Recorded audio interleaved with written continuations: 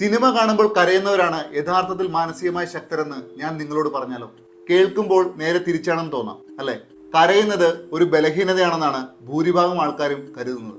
അതിനർത്ഥം നിങ്ങൾ വൈകാരികമായി അമിതമായി ചിന്തിക്കുന്നവരും പെട്ടെന്ന് വിഷമം വരുന്നവരുമാണെന്നാണ്. എന്നാൽ മനഃശാസ്ത്രം പറയുന്നത് ഇതിന് നേരെ വിപരീതമാണ്. സിനിമ കണ്ട് കരയുന്നവർക്ക് വളരെ അപൂർവമായ ഒരു കഴിവുണ്ട്: ഉയർന്ന വൈകാരിക ബോധം, ഹൈ ഇമോഷണൽ അവയർനെസ്. അവരുടെ തലച്ചോറ് കഥ വെറുതെ കണ്ടു തീർക്കുകയല്ല, പകരം അത് അനുഭവിച്ചറിയുകയാണ് ചെയ്യുന്നത്. ഓരോ വികാരവും, ഓരോ നഷ്ടവും, ഓരോ നിമിഷവും അവർ ഉള്ളിൽ അറിയുന്നു. അതിനെ അടിച്ചമർത്തുന്നതിന് പകരം പുറത്തേക്ക് വിടാൻ അവർ തയ്യാറാകുന്നു. അതിന് വലിയൊരു മാനസിക ബലം ആവശ്യമാണ്.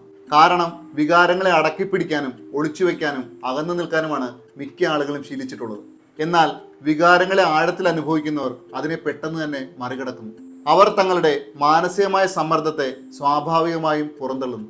അത് വർഷങ്ങളോളം ഉള്ളിൽ കൊണ്ടു നടക്കാറില്ല. വികാരങ്ങൾ പ്രകടിപ്പിക്കുന്ന ആളുകൾക്ക് കഠിനമായ സാഹചര്യങ്ങളെ അതിജീവിക്കാൻ കൂടുതൽ ശേഷിയുണ്ടെന്നാണ് പഠനങ്ങൾ തെളിയിക്കുന്നത്. അതുകൊണ്ട് സിനിമ കണ്ട് കരയുന്നത് ഒരു ബലഹീനതയല്ല. അതിനർത്ഥം വികാരങ്ങളെ ഉൾക്കൊള്ളാൻ തക്കവണ്ണം നിങ്ങളുടെ മനസ്സ് തുറന്നതാണെന്നും അവയെ വിട്ടുകളയാൻ മാത്രം ശക്തമാണെന്നുമാണ്. യഥാർത്ഥ ശക്തി എന്നത് വികാരങ്ങൾ ഒളിപ്പിച്ചു വെക്കുന്നതല്ല, അവയെ പൂർണ്ണമായി അനുഭവിക്കാനുള്ള ധൈര്യമുണ്ടാക്കുക എന്നുള്ളതാണ്. സിനിമ കാണുമ്പോൾ എപ്പോഴും കരയുന്ന നിങ്ങളുടെ ആ സുഹൃത്തിനെ താഴെ ടാഗ് ചെയ്യുക. അവരാണ് ഏറ്റവും ശക്തർ. എല്ലാവർക്കും ശുഭദിനം. Thank you so much.